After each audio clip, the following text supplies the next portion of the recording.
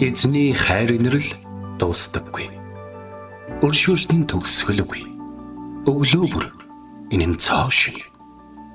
Таны итгэлт байдал юутай аваагаавэ. Хермоны шүүдэр өглөөний хөтөлбөр эхэлж байна.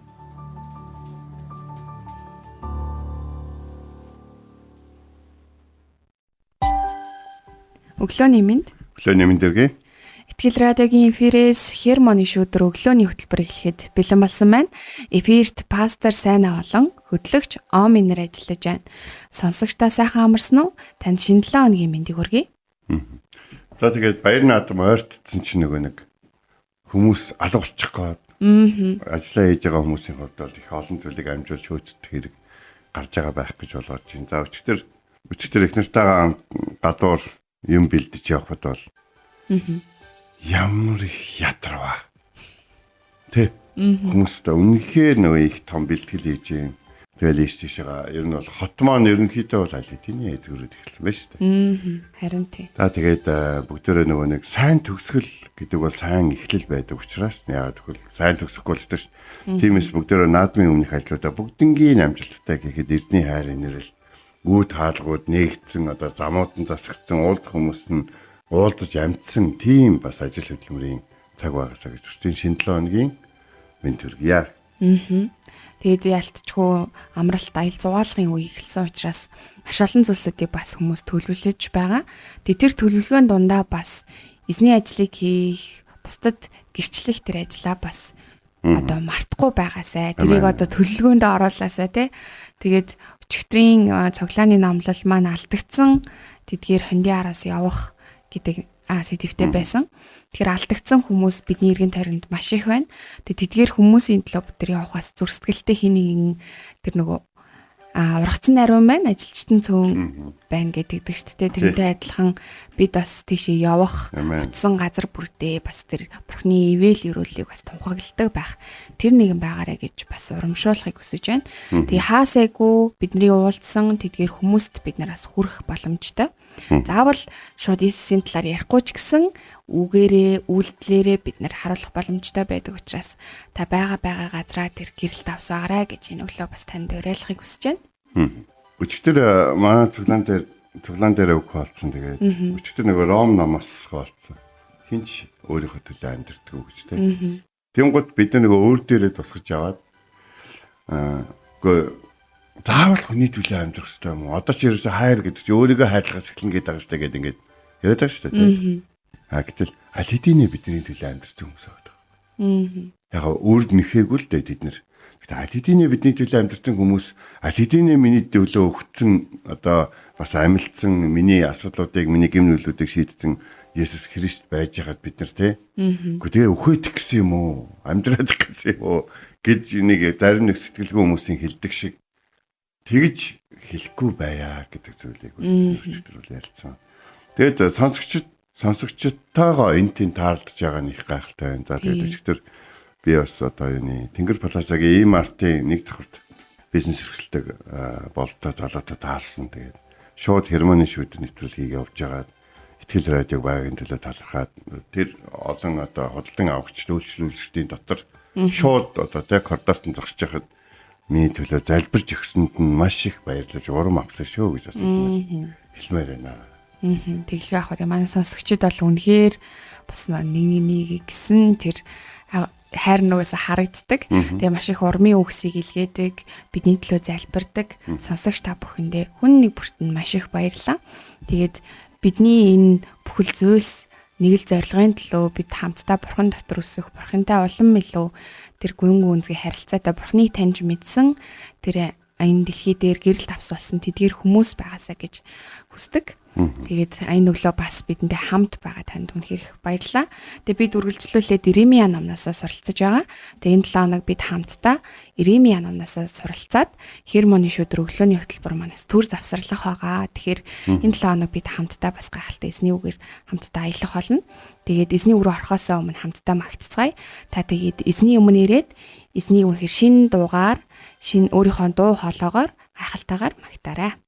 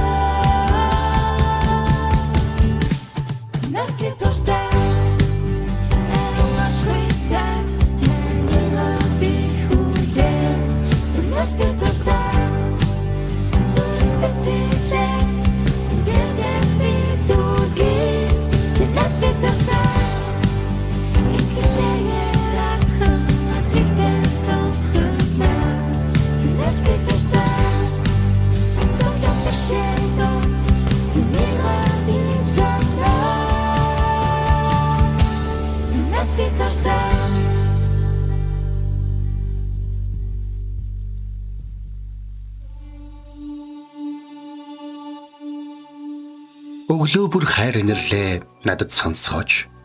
Танд л би итгэдэг үлээ. Явах замыг минь надад зааж өгөөч. Танд л би сэтгэлээ өргөн байна. Дуулал 143-ийн 8.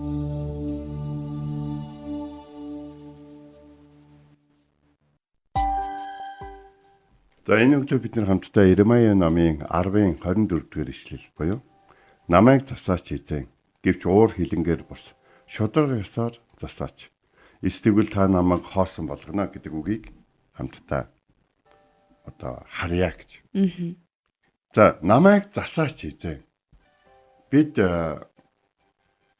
уг нь бурхнаас бидний амьдралд энэ гим нүглүүд одоо энэ тохиолдоод байгаа олон зүйлүүдийг хийхгүй туулахгүй байх боломжтой одоо юуг бол авсан байгаа бичээс.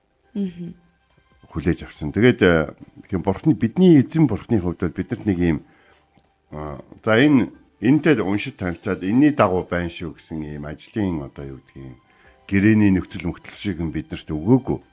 Биднийг хайрын замаар ивэл замаар ерөөлийн замаар биднийг бас амжилтын амар амгалангийн замаар хэрхэн явах вэ гэдэг тийм ном байсан. Тэгээд хамгийн гол нь өөрөө бичээсийг өгчхөөд эзэн өөрөө тэр бүхнийг хэрэгжүүлэхэд оролцдог эзэн. Зүгээр нэг ингээд юм шийдэж өгчөө те. Тэгээд уншиж сайн танилцахгүй яасан. Наадах эзэн тэдний дээр нь байгаа ш гэдэг ингээд тэгэж ажилласан нэг нэг таньдаг дүү охины халсан байдаг байхгүй.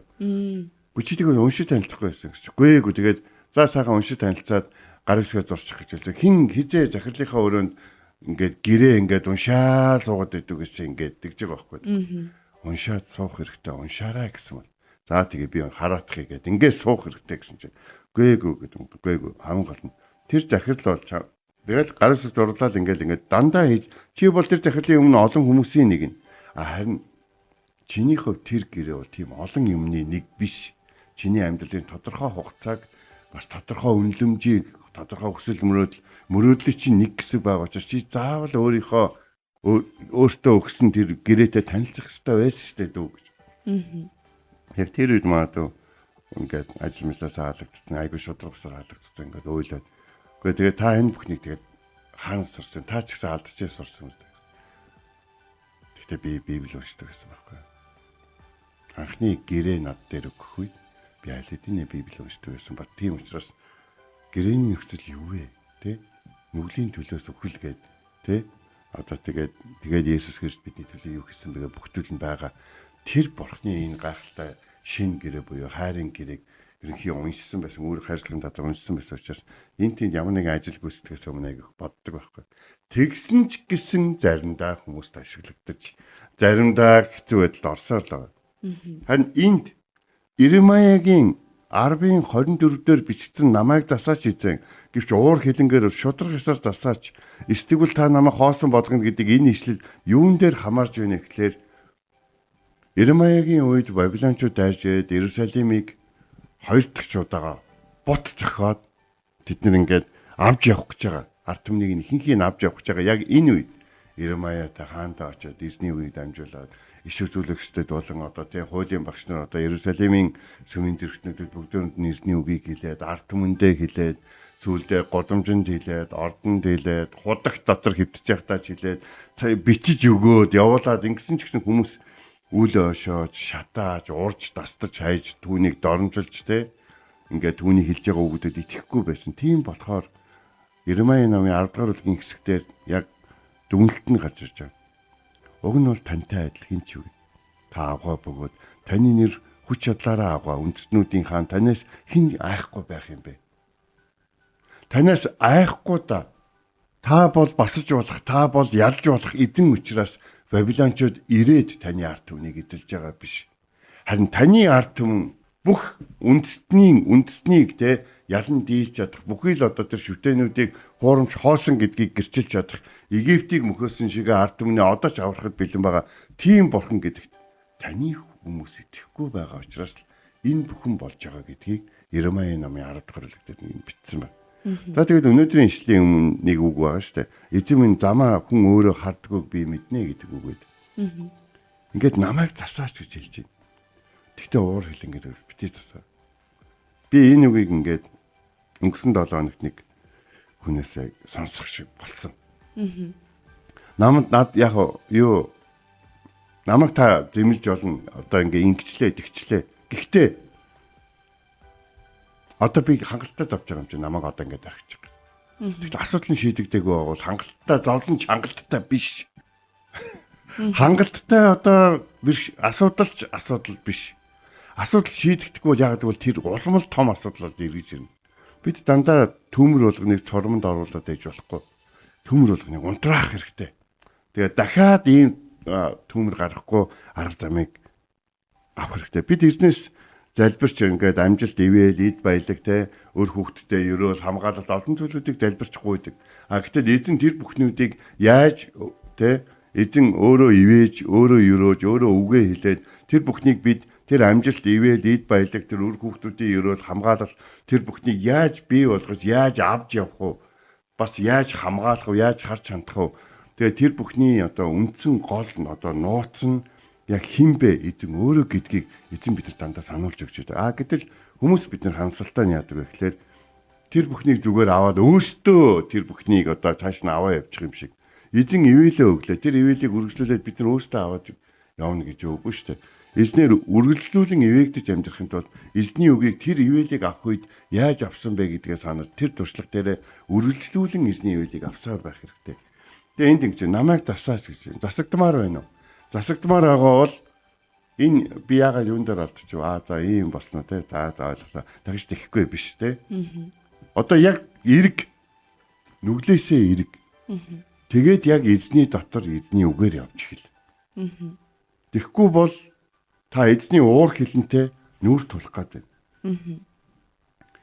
Одоо ингээд зөв зам дээр байлах гэсэн энэ бурхны засалт бурхны өршөөлөөр хийгддэг гэдгийг бид нэрээс мартаж болохгүй. За дахиад бити ингээрэй гэж хэлээд орхидог нэг юм биш. Бурхан бол одоо тэгээд цаашаага яаж явах чинь? Одоо чи цаашаага явах арга замч чинь ийм байгаа гэд бишээсээр дүүрэн өөрийнхөө ард түмэнд үгээ хэлдэг тийм бурхан байна. Уур хилэнний тухайд ингээд яриа. Бурхан минь ээ уур хилэнгээр намайг битгий засаач гэж хэлж байна тийм ээ тий. Бурхан ингээд хүн шиг ингээд дэвчээр нь алдагддаг нэг юм биш. Бурхан ёо за тэгж байгаа. За нэг 10 удаа тэгэхээр нэг удаа шийтгэе. За нэг 300 удаа тэгэхээр нэг удаага шийтгэе гэдэг. Бурхан ер нь шийтгэе, өршөөхгүй бай.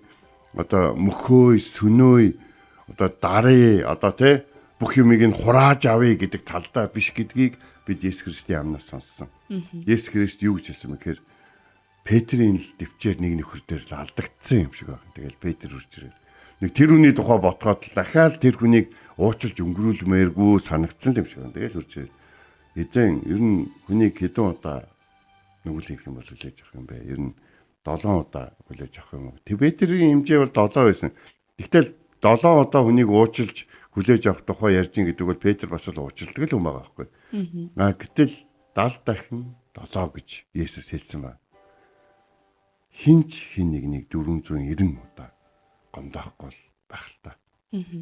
Бас 490 удаа багаар утгад гомдооход хүлээж авах хүн бас ховорлох л та. Магадгүй нөө юу хийж байгааг мэдэхгүй нялх хүүхэд ээжтэй ч юм уу одоо өөрийгөө хайрлаж байгаа хүмүүсийн хайрыг ойлгохгүй байхад гаргаж байгаа зүйлийг те алдаа гэж тооцоод хүлээж авч болно. Харин нүглийн хувьд бол нүгэл бол мэдж байгаад хийдэг зүйл.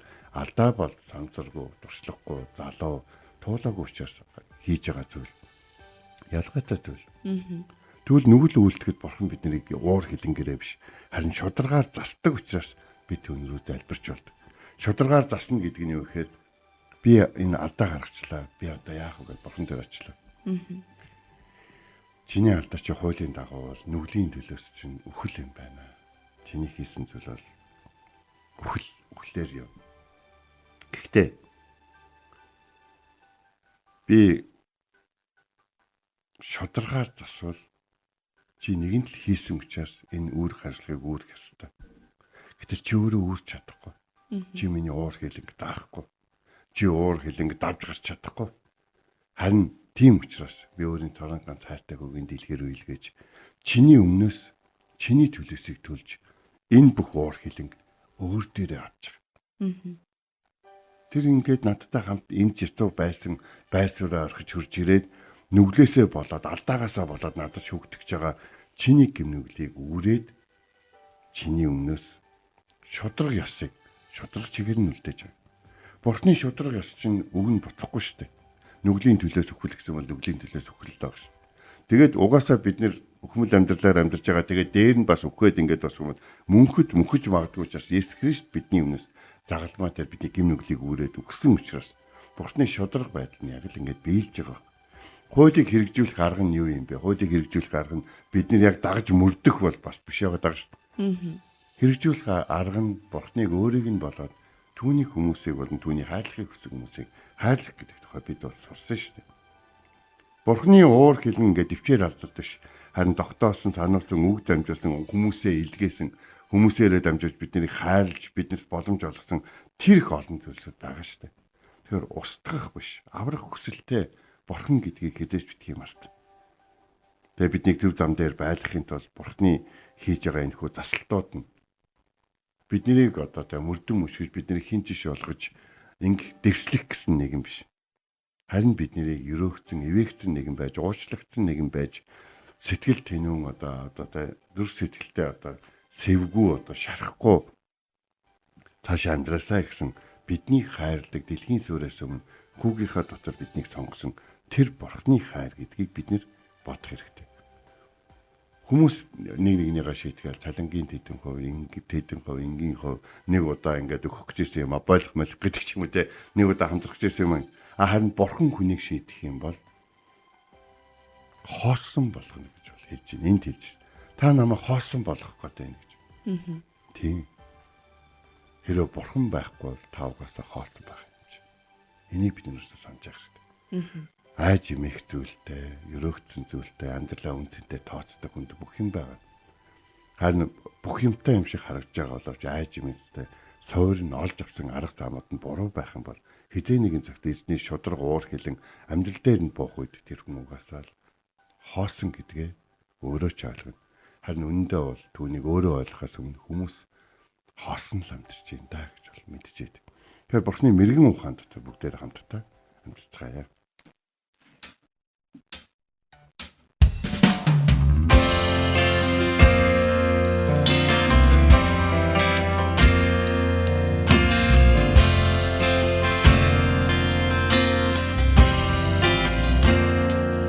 Энэ газарт зөвхөн эзнээс өөр нүгүй өөр ямарч зүйл намайг дүргэж чадахгүй эзний амарлан миний дотор бай өөрийн ч гэсэн улаан авч чадахгүй.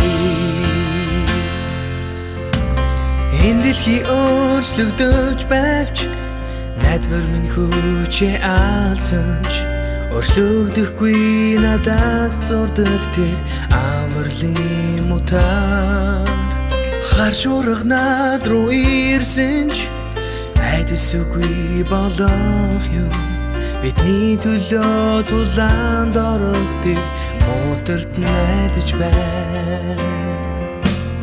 Энэ газарт зөвхөн эзнээс өөр нүгүй өөр ямарч зүйл намайг дүргэж чадахгүй эзний амарлан миний дотор бай өөрийн ч гэсэн улаан авч чадахгүй.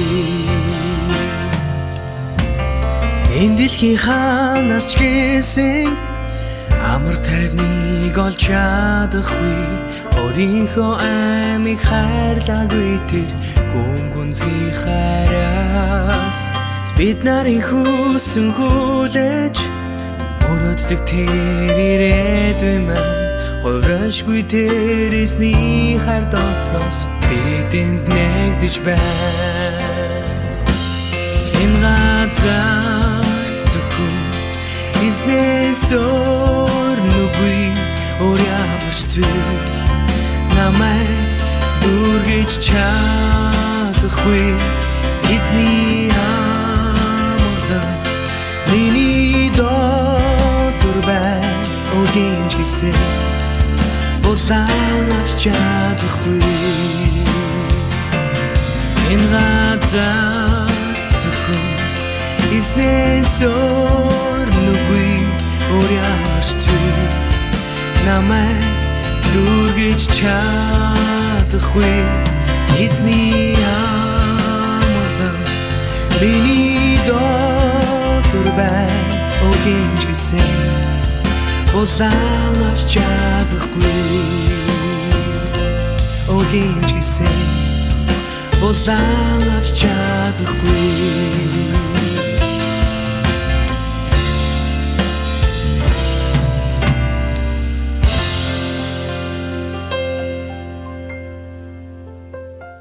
Бид энэ өглөө хамтдаа Иремья 10:24 намайг засаач эзэн гэвч уур хилэнгээрээ бус шудраг ёсоор засаач эс тэгвэл та намайг хоосон болгоно гэсэн ишлэлийн дагуу бид хамтдаа эзний үгээс суралцлаа. Тэгээ бид гим нүглээсээ эргэж бурхны үгэн дээр ирж бурхны үгээр засагдаж бурхны тэр гайхалтай ивэл өрөөлүүдийг амсаж амьдрахын тулд бид бас нүглээсээ эргэх эзний өмнө тэр зөвхт байх тэдгээр зүйлсүүдээ бид нэр хийсээр байх хэрэгтэй. Тэгээд эзэн бидэнд хамгийн сайн сайхныг хүсдэг учраас тэдгээр сайн сайхан өрөөлүүдийг бид авахын тулд те бас эзний өмнө зөвхт байхыг одоо эрэлхийлдэг хүсэмжилдэг, бас хичээдэг байх хэрэгтэй гэдэг зүйлийг энэ өглөө Бурхны үг бидэнд сануулж байна. Тэгэхээр Бурхан таныг яг байгаа газарт чинь тэр хамгийн сайнаар өрөөхийг хүсэж байгаа шүү. Тэгэхээр эзний үгийг ингээ хамт сурах боломж байгаа нэг сайхан юм те. Тэгэл Герман шүдэн сонсогчдын уулзалтан дээр нэг бид ингээ нүүрээ харах нь бас маш сайхан байсан гэдгийг. Тэндээс би бол миний хувьд бол эзний үгээр мэдэрч ирсэн. Гэхдээ ингээ нэгэн заадаг учраас биш. Хүн болгоны дотор өгж байгаа эзний үгүүд амаар нь дамжаа, амьдралаар нь дамжаа, гэрчлэлээр нь дамжаа нэг л очих тэр үед муу сүнсний хаанчлал нуран унж те бидний дотор богшсон хідээч нурахгүй, нураагдахгүй, ялагдахгүй бидний амьдралаас зайлахгүй мэт санагдчихсан муу сүнсний бидний амьдрал бий болсон олон зүйлүүд байхгүй болж байгааг харахтаа би маш их талархсан. За тэгээд Герман шүдрийн сонсогчдын уулзалтан дээр гарсан тэр гэрчлэлүүдийг би ингээл жомж байгаа дахиад сонсдгийг. Яагаад гэхээр тэр гэрчлэлүүд дотор асар их хүч бай. Яг л тэр хүн энэ Герман шүдрийн нэвтрүүлгийг хааны ганцаараа сонссон байхгүй. Ганцаараа сонсоо. Тэгээд дараад нь эзний үг дотор нь ингээд байсан. Тэгэхээр энд ингээд Герман шүдэр хийж байгаа бид хоёр ч ихсэн эзний ивэлэр маш их одоо өөртөө өрөөгдөж байгаа шалтгаан юу гэхээр эргүүлээ та нар маань бичиж байгаа комент болоод ерөөлийн тайлбарлын бүх зүйлүүдээр эзний ивэл сонсогчдоолон нэвтрүүлгийг хийж байгаа бидний дээр ч гэсэн дүүрэн байхын төлөө бид бас үргэлжлүүлэн залбирч байгаа. Амен. Нэг ийм зүйл.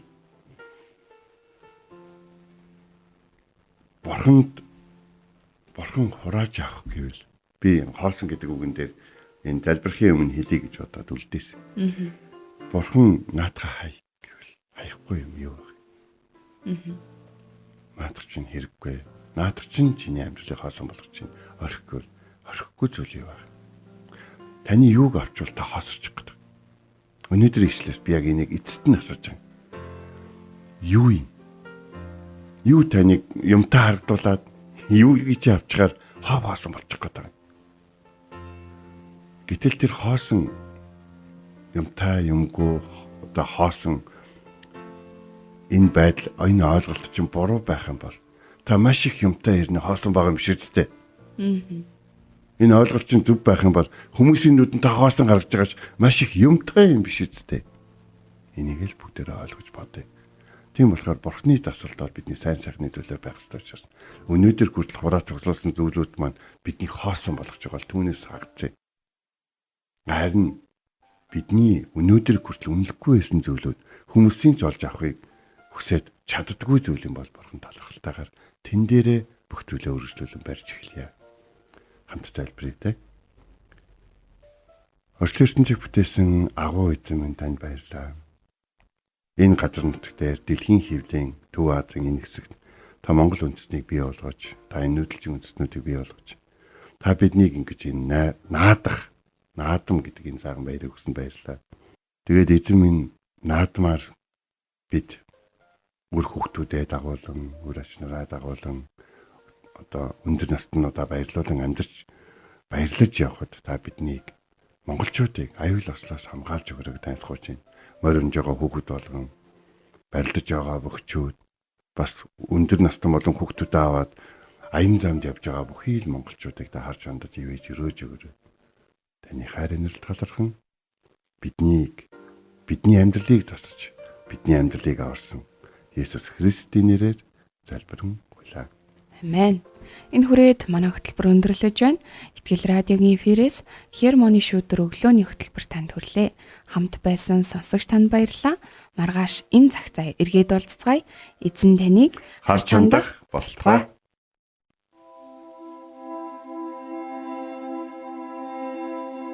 Эзэн зүрхийг чинь Бурхны хайр ба Христийн төвчөрт чиглүүлэх болтугай. Хермоны шүүдэр өглөөний хөтөлбөр танд хүрлээ.